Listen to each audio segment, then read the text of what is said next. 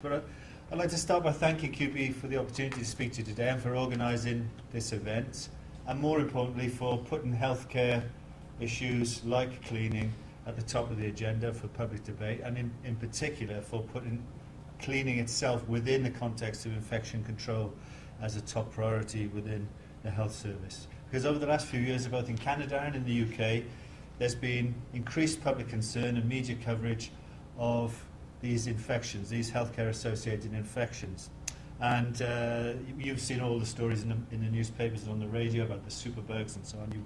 Many of you work in those facilities which have had to deal with those issues. And this has meant that infection control has at least moved up the agenda. And I want to talk a bit about that in the next few minutes, because infection control is about connections. It's about making connections and about breaking connections. And the two key connections I want to talk about are between hospital cleanliness on the one hand and the incidence of infection, and on the other hand between high quality cleaning and the way that the cleaning service is organised, whether or not it's contracted out and whether or not it's adequately funded. So what do we mean by when we talk about healthcare associated infections, HAIs? Now, apologies for those of you who know all about this anyway, but some people might hear these expressions and not know exactly what we mean by that. And broadly speaking, they're just infections that occur as a direct result of contact with the health system in the broader sense. And this could be care provided in your own home, care provided through general practice, through your family doctor, care provided through a long-term care home, or in the acute hospital setting. And the most well-known causes of these infections, the ones that get all the publicity, are MRSA and C. diff, but there are many others, as you probably know. So why does it matter? Why are these in particular infections so important, and why are they important now, not 20 years ago or 30 years ago? Because after all, our bodies face up to and deal with plenty of infections every day of our lives. But the problem with these infections is that many of them have developed resistance to antibiotics, or at least some antibiotics, the most commonly used antibiotics. And this would be a cause for concern in itself, because since the 1940s and the discovery of penicillin, that's been the main way that we've dealt with these infections.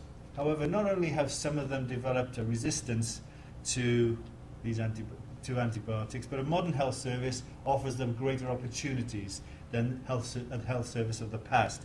And that's for two good reasons. First of all, the way that we use very powerful drugs today for particular conditions and the invasive treatments that we use today. Both of those assist in the survival of things like cancer and trauma patients, but they also provide new opportunities for infections that didn't exist in the past. But there is good news as well, and the good news is that there's a great deal of evidence that they're vulnerable to good quality cleaning.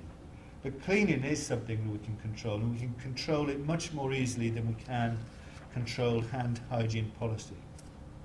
And I want to talk a little bit about how cleaning is organised, because we've had a long experience in the UK of contracting out cleaning, and we've had a long period of cutbacks in the cleaning service, even when it hasn't been contracted out.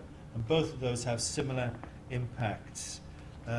Because even if you keep it in-house, if the resources are cut back, if the number of staff are less than you need, if the materials are poor quality, the training doesn't exist, you can have the most dedicated group of cleaners in the world, but you're still likely to have a problem. So the points I'm going to make about contract cleaning and cleaning in-house even do not reflect at all on the determination of the cleaners themselves in either the UK or Canada to do as good a job as they can. It's really a criticism of the systems that are in place.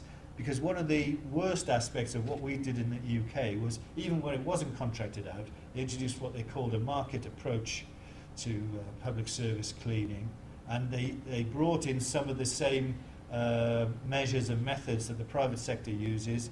And actually all that they did was import some of the worst practices of the contract sector into the public provision, and they forced them into a cost-cutting spiral downwards, a sort of race to the bottom of poor quality service.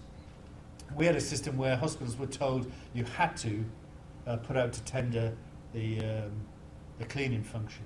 In other words, you had to open it up to bids from anyone who wanted to bid, and if you wanted to keep it in-house, the only way you could do that was to make the in-house team bid for their own jobs, effectively. So it kind of defaulted into a cost-cutting exercise, as you can imagine, with a whole series of quality standards eventually suffering as a result of that. It was first introduced in the 80s, and we were promised that this kind of competitive approach would drive up quality, drive down costs, and then you could recycle money that was saved back into the health service. This was done under the period when we had nearly 20 years of Conservative government. As you could probably imagine, not much money was recycled back into the health service out of that. Plenty of money was saved, but quality didn't go up. But the money that was saved was largely at the expense of staff jobs, pay, conditions, pensions, materials,